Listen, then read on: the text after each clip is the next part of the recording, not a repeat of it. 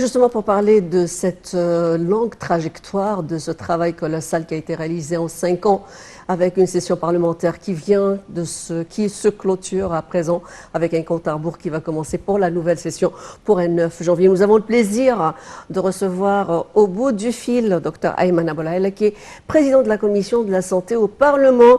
Bonne année, bonjour, merci de vous joindre à nous sur Night TV International. Docteur Ayman, vous m'écoutez? Bonjour. Bonjour.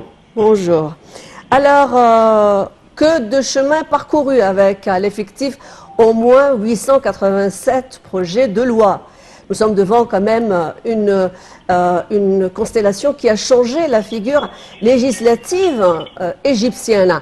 Parlez-nous des plus grandes réalisations en matière donc de législation qui ont été adoptées par ce Parlement.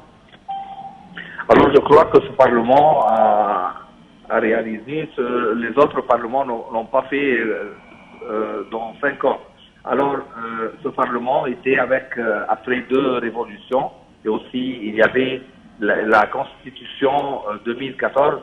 Alors, cette Constitution a le progrès d'avoir beaucoup des devoirs législatifs. Alors, on a pu finir à peu près 900 lois dans ce temps-là, dans 5 ans, et c'était très important dans tous les domaines. Et aussi, oui. Oui, docteur Ayman Aboulaïla, enfin, vous pouvez continuer votre réponse parce qu'il y avait une interruption. Oui, je crois que je parle de lois dans tous les domaines. Alors, le premier domaine était dans l'économie, parce que vous connaissez que l'État de l'Égypte a fait des corrections économiques. Alors, ils ont besoin de beaucoup de lois pour réguler cette révolution économique. Et dans le même temps, le construire de l'homme dans le domaine de santé et d'éducation, c'était très important de le reporter de notre foi avec des lois. Alors, je crois que ce Parlement a réalisé beaucoup de lois qui sont importantes pour la vie égyptienne. Comment envisagez-vous la nouvelle législature dans le cadre de la présence ou à la lumière de la présence du Sénat? Quels sont les sujets épineux ou les sujets les plus importants que vous comptez que le Parlement compte examiner? Je vais vous donner un exemple. Par exemple, dans le domaine de santé, on a fini le loi de l'assurance sociale générale, alors universelle. Alors, c'est très important pour tous les Égyptiens. Ça va être dans 10 ans, tous les Égyptiens vont prendre les devoirs de santé et, avec cette assurance. C'est une loi très importante dans la santé. On a fini aussi le loi de l'économie et l'investissement.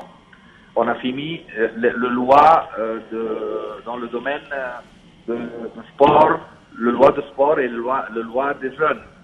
Alors, je crois dans tous les domaines, je ne peux pas se réaliser que dans tous les domaines, on a pu faire des lois très importantes ce temps-là. Alors, docteur, vous avez donc parlé d'une gamme de réformes sur le plan industriel, sanitaire, mais aussi économique. Vous qui êtes spécialiste et qui dirigez donc ce conseil au niveau de la santé, la pandémie du coronavirus a donc sévi au niveau planétaire. L'Égypte a été un des pays qui ont adopté des mesures draconiennes, mais aussi exemplaires sur le plan des méthodes pour pouvoir contenir cette crise. Quelles sont les plus grandes réalisations justement de ce Parlement en matière de loi pour pouvoir contrecarrer les effets négatifs du coronavirus, de la pandémie? Oui, on a fini 2 lois très importantes pour la pandémie de Covid-19. Le premier loi, on peut dire qu'on a donné la régulation pour le ministre et le Premier ministre et le ministre de la Santé de prendre des étapes pour réguler la vie des Égyptiens pendant la pandémie. Alors, on doit fermer cette partie. Il a le droit de aussi faire des punitions pour les gens qui ne réalisent pas les précautions de santé sanitaire. Alors, cette loi est très importante. Une autre loi était pour faire un parti économique de plus que le budget de la santé. Cette partie est très importante pour soutenir les précautions de santé dans le Covid. Alors, ces deux lois sont très importantes, mais aussi, on doit dire la parole, aussi, les Égyptiens doivent prendre leurs précautions une autre fois parce que les nombres augmentent et on doit être très sûr que tous les Égyptiens suivent les précautions de santé et aussi faire les masques, la distance sociale et les autres précautions. Docteur Ayman Aboulaïla, vous êtes président de la Commission de la Santé au sein du Parlement. Merci pour votre intervention.